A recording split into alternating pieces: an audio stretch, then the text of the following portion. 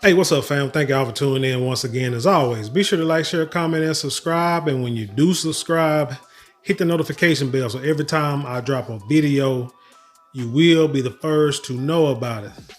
So today I watched Ashleigh, what's her name? Ashleigh Merchant go before the Senate in Georgia. Now, if you don't know, Ashleigh Merchant is the lawyer to one of the co-defendants of Donald Trump. I think his name is Roman. I think maybe the first name is Michael. I'm not sure, but last name is Roman. And Ashleigh Merchant is the one who pretty much blew the lid off of the relationship between Fani, Willis, and Nathan Wade by way of calls, face-to-face, and text messages from one Terrence Bradley. Now, Terrence Bradley was once Nathan Wade's law partner, friend, and actually his counsel during his divorce. So when Bradley went on the stand a couple of weeks back, a lot of stuff came up that kind of threw the hearings out of whack. Because he was trying to holler lawyer-client privilege when it comes to testifying against Nathan Wade. But then the judge was like, nah, I don't think what we're talking about really goes under that umbrella. So they had a meeting. Judge Scott McAfee came back and said, hey, he's going to have to testify.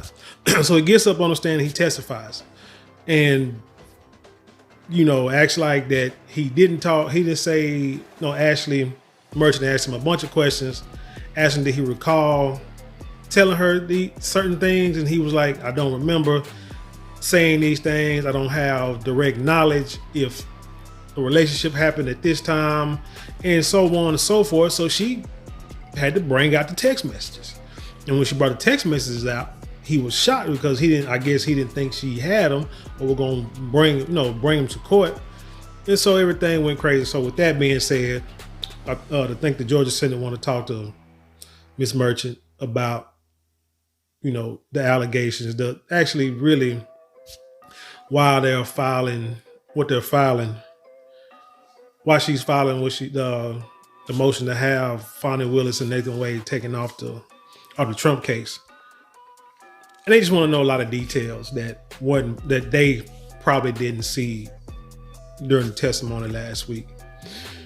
So like I said, I watched that thing today, watched it in its entirety, and didn't really plan on making a video about it. I thought, well, maybe I'll just wait until, like I said before in a previous video, till the judge comes back with his ruling on if he's going to make Fani and Wade bow out of the election fraud trial. But then, like I say all the time, a news article popped up on one of the news feeds that I have subscribed to. And I tell you all the time, find your news feed and read so you can understand what's going on in the world, especially in your world, in anything that you have any interest in. It doesn't matter what it is, whether it's entertainment, money, food, politics, education, etc., etc. Find something where you can learn, get educated on, and stay in the loop. Because you'll be surprised at how some of the things you see, other people will kind of twist it, and you'll see how things can get twisted and misconstrued, and how jacked up a lot of information that we get is wrong, right? So, like I said, a story came up on my news feed on one of my naps I subscribe to, and it's from Newsweek. And the title said, Trump co-defendant lawyer blamed for Nathan Wade's big paycheck. Now, automatically, this is clickbait, especially if you didn't see the deposition today. You automatically know this because, people gonna say, what? How they gonna be somebody besides Fani Willis paid Nathan Wade? Is the reason why Nathan Wade made almost $3/4 of $1 million in his trial? But that's what the title make you think. But what I'm going to do is we're going to go through the article, and then I'm going to break it down and explain to you exactly what happened during today's, you want to call it deposition, I guess, hearing or whatever. Because I believe that they said that they was going to continue this and continue to call more people to this council so they can get more information about what's going on with Fani Willis, because I think they are thinking about trying to maybe change some of the rules and regulations of what's going on in Georgia so things can be more clearer. Not sure if they're looking to disbar Fani and Nathan Wade, but that remains to be seen. So let's get into this. Like I said, Trump co-defendant lawyer blamed for Nathan Wade's big paycheck. Ashleigh Merchant, the lawyer representing Donald Trump's co-defendant Michael Roman, in the Georgia election fraud case, was blamed for Special Prosecutor Nathan Wade's big paycheck by Democratic Georgia State Senator Harold V. Jones II during a Senate Special Committee on Investigations hearing on Wednesday. Harold V. Jones is a Fani apologist, I believe. I don't know if he was saying what he was saying just because he's a lawyer and he's representing her, like he's cross-examining her, which could possibly be the case.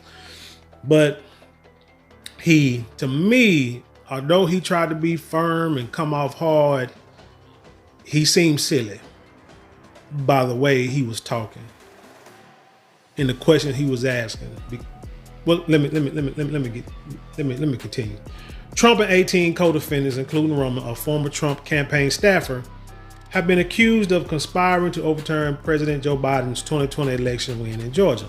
Trump and Roman have pleaded not guilty to all charges. Trump said that the case is politically motivated because he is the front runner for the 2024 GOP presidential nomination, and the majority of us believe that. I mean, it's clear as day. Can you prove it? No, but people are not stupid.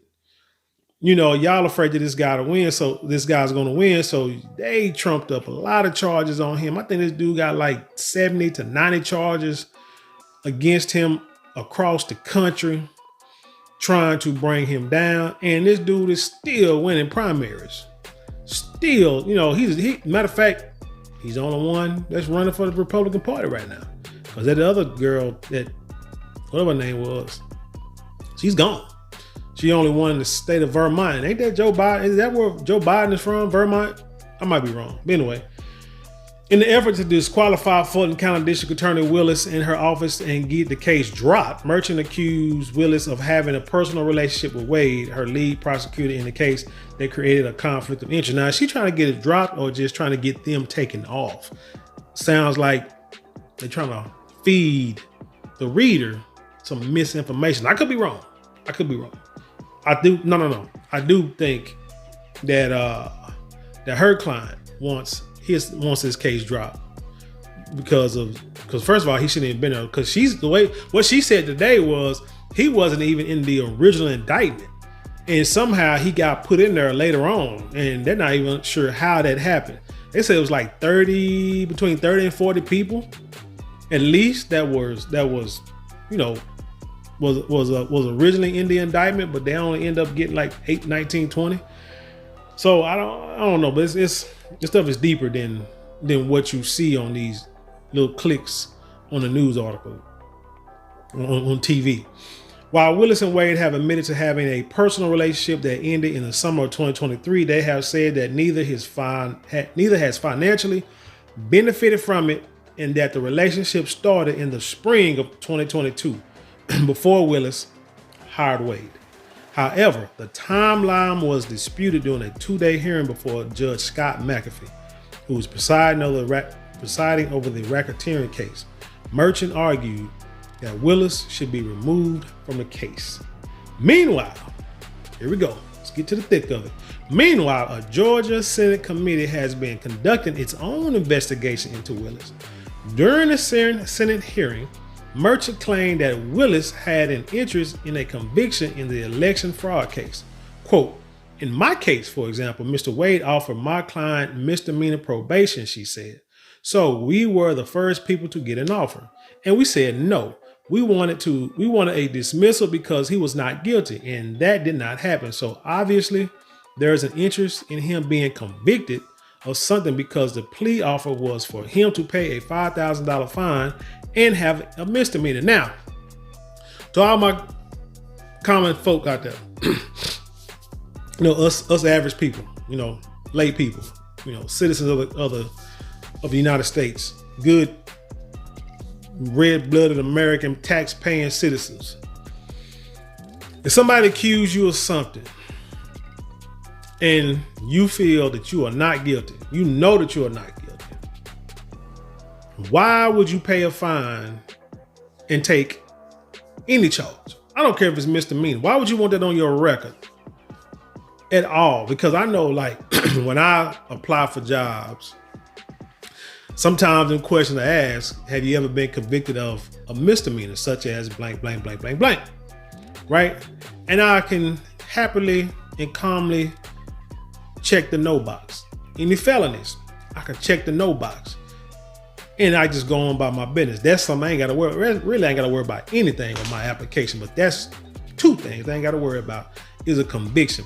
So if you have never been convicted, so even at my age now, there is no way that I would take a plea or pay a fine for something that I did not do, or something I know that I can fight and should be able to win if I believe in the judicial system.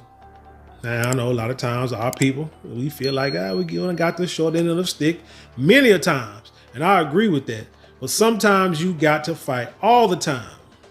Now, I know I've always said, choose your battles wisely. But when it comes to your dignity and your name and your reputation, you always fight for that. Always. You'll never bow down. You go to jail, you go to hell, or go to the gallows claiming your innocence if you did nothing. Don't ever take a plea. I mean, it's easier said than done because it never happened to me, but you just don't do that. So again, why would her client take an offer, right? Okay, remember that.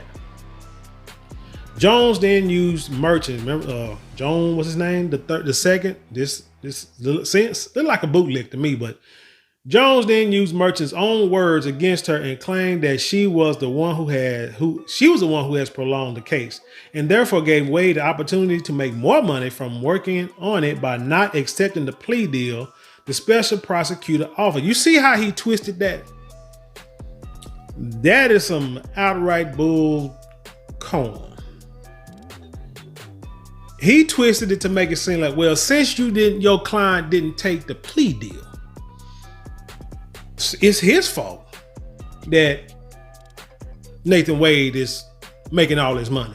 It's y'all's fault, not Fani Willis, not the one who's paying him $250 an hour compared to $100. Was it $100, $120 an hour to the other two lawyers? Not the guy who is documenting on his pay stubs, or when he turns his hours in, he's not detailing what he's doing. He's just putting stuff like brainstorming, met with the team, drafting, but he's not saying what they brainstorming about, what he meeting with the team about, what he's drafting. Nothing on paper. Because matter of fact, remember when he testified a couple weeks back when they asked him about some stuff that he was supposed to be doing for Cobb County? And they asked him what the documents were. He said, it's all in my head. With that grin. And everybody's like, what? But in Cobb County, they said, you have to write everything down and submit it. And it's in this deposition that came on today, which you need to go back and watch so you can see for yourself that I know what the heck I'm talking about. And what I'm telling you is the truth. So for those of y'all who are going to get in the comment section and say and try to cape for Fani and cape for Nathan Wade and anybody else in that in the DA's office, go back and watch it. Go watch it and then come back and listen to what I'm telling you. And then you can apologize in your head, because you ain't got to tell me, because I already know. Because there's been a lot of times that people have commented on my videos and then I'll ask a question because I want to make sure that I'm clear. Because I tell you, I don't want to give misinformation. Never do. Not on any platform that's over the World Wide Web, because it's there forever. And it can always be edited. It can always be brought up. And people can say, hey, you remember you said this? Well, yeah, I was like, well, yeah, it might be 20 years ago. Well, it was misinformation. It was a lie, this and the third. So we're going to punish you for it. And I'm going to be like, hold on. I didn't try to make the misinformation. But anyway, so I always ask the question, tell me where I was wrong. Give me the evidence. Same thing I do when it comes to reading the scriptures in the Bible. If something I tell people is wrong, or if you feel what I'm saying is wrong, I always say, hey, just tell me where I'm wrong. Show me what I said was wrong. Disprove what I said, and I will go back and research it. And if I can rebut it, I will. I mean, shoot, I did a video on this traditional wife thing that's big right now. And I said that I think the view of a traditional wife now is wrong. It's totally wrong. It's not biblically based, because if you read the scriptures, if you claim to pray and follow God and all that kind of stuff, then that means you are, you read the Bible, you believe in the scriptures. So in the Bible, it tells you what a wife's duty and a husband too, but that's not the topic. The topic was traditional wife versus a scriptural wife. And I said that we got to understand it wrong, which is why we're still being divorced at a high rate, because we're still doing it wrong. But anyway, go watch the video. You understand what I'm saying. So let's see. So like I said, let's go back. Jones didn't use merchants. Okay. So like I say, Jones sat there and tried to make it seem like it wasn't Fani's fault. Try to make it seem like it was her client's fault. But no, you don't, flip my words. And to defend Merchant, she did come back and she stayed calm. She stayed cool. This brother was up there. He asked her a question. She'll answer it. And his answer will be logical. And then he'll come back and ask the same question with the same, with an attitude. And she'll still answer, and she stayed calm and cool. And then when she was answering, and then he'll come back and say it again, and then try to repeat her answer, he would cut her off and then ask another question. And then as soon as he get done with that question, he asks her another question. You're like, okay, well, hold on. Let me write my notes down. Let me get my notes. And now let me go back and answer your first question first. And then she'll answer the question. Then she'll come back and answer the second question. Then she'll answer. And she just was very professional about it. And basically what he did, he tried to make it seem like, like I say, like he won, and there's gonna be people out there and say, oh man, he owned her. Nah, he looked like a fool to me. Logically, he looked like a fool to me. I mean, he asked a question, she answered it, he should have left it alone, moved on to the next question. But he kept trying to go back to the same question. And that's what made him look stupid. Just, dude, no matter how you word it, how you phrase it, the answer's still the same thing. It's not her fault. But anyway, quote, so in reality, because you said that he wanted to extend the case out, he was actually trying to end your client's case. It was going to end. Earlier, you said that you believe, which was told with speculation, that they created this case against your client to do more billing. And what you're just telling me now is that he was willing to stop his billing because he offered your client a misdemeanor and you rejected it. You're the one that's continuing to make him bill. And what she said after that was, well, this is a RICO case. And in a RICO case, there are other clients. He said, even if he took the plea, he's still involved in his case because they will use him probably to testify. And there can be other things that can be added on later, which could they could bring up to try to some charges to bring against him. So technically, no, it wouldn't, the billing would not have stopped because there are like 17 other more people out there besides her client that you got to try. So no, so she like, no, it's not my fault. But then he came back with that same little dumb saying, let me read it again. And what you're just telling me now is that he was willing to stop his billing because he offered your client a misdemeanor and you reject. Like I said, who in the heck would take a charge? I would. So hell yeah, you're gonna keep taking taxpayer money because I'm not taking this charge because I'm not guilty. You're the one that's continuing to make him bill. Newsweek reached out to Willis's office via email and Merchant's office via online form for comment. During the hearing, Merchant said that Wade was making nearly double the salary of other attorneys in the district attorney's office while showing an astonishing lack of detail in his invoicing. Merchant said Wade's $250 an hour invoicing to Willis had pretty much zero accountability and was filled with phrases like drafting, team meetings, and team brain drains. Another thing that came up is when he was working in Cobb County, the lady, I want to say Sonia or Sarah, I can't remember her, Allen, last name Allen, the woman that he was knocking down at first, she said that he was making $500 an hour working for her over some inmate deaths, and he wasn't documenting, doing detailed documentation. That's when he was talking about it's all in my head. So I think he got taken off of that. So Nathan Wade, we just gonna say is a pimp who out there messing with these women. And and somebody said something in the comment made a comment like they don't know what Fani Willis or whoever, what they see in this guy, because he's not that handsome. Let me explain something to you. I'm going to assume that you're probably working in a field with nothing but women, okay? Or you're working in a field where the men are not in power.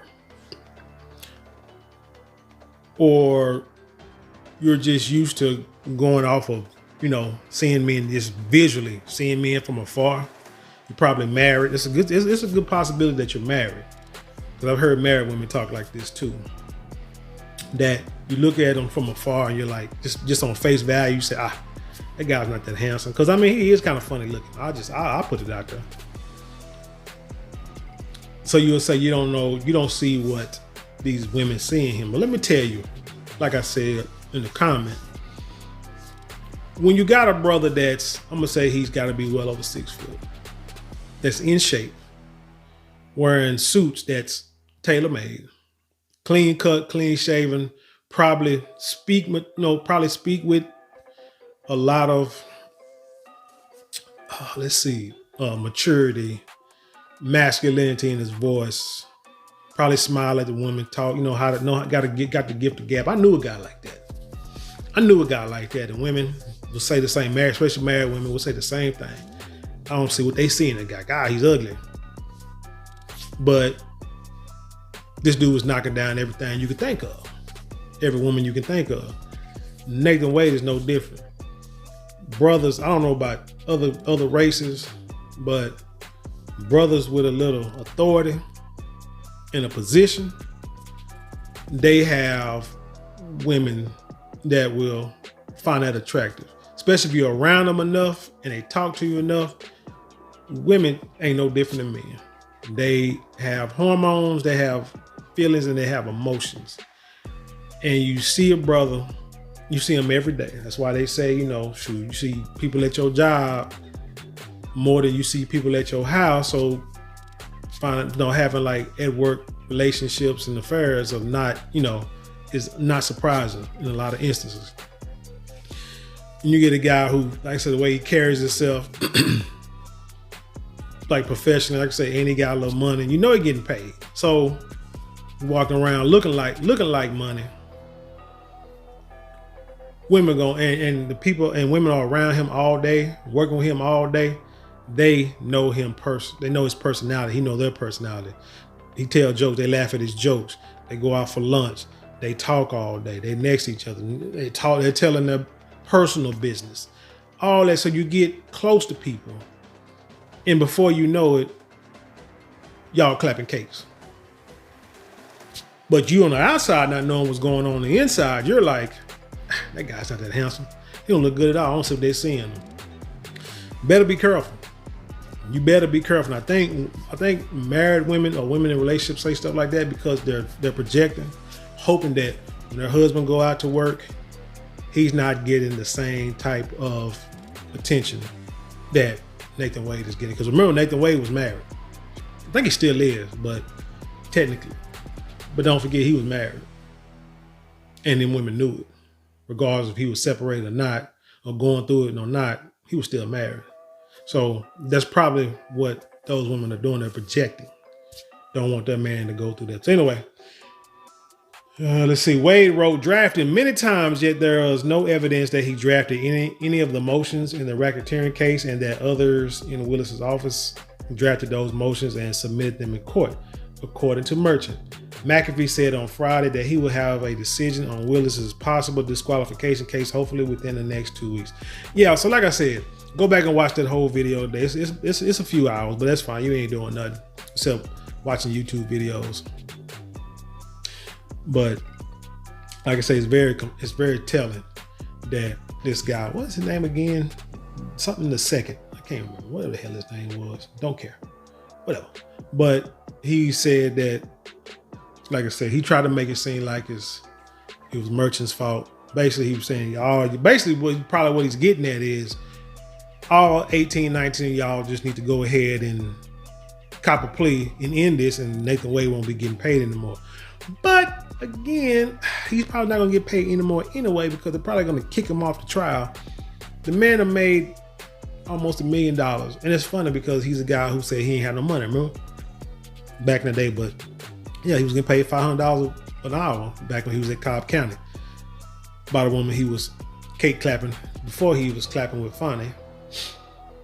And then come to find out he was probably still cake clapping while he was cake clapping with Fani. But hey, yeah, but that's pretty much all I have for that story, y'all. It's like I say, you don't want anyone to mislead you.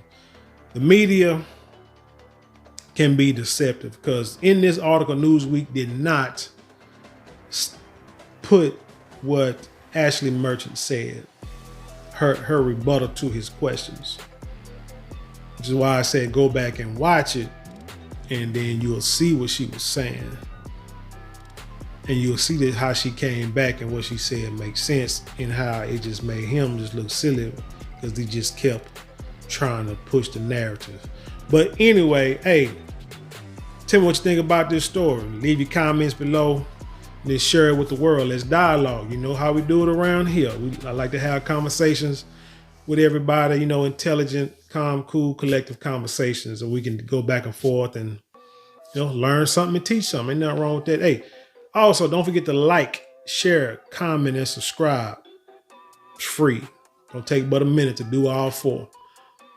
Helps with the algorithm, helps boost the channel so we can get it out to the masses, so we can help, improve the channel.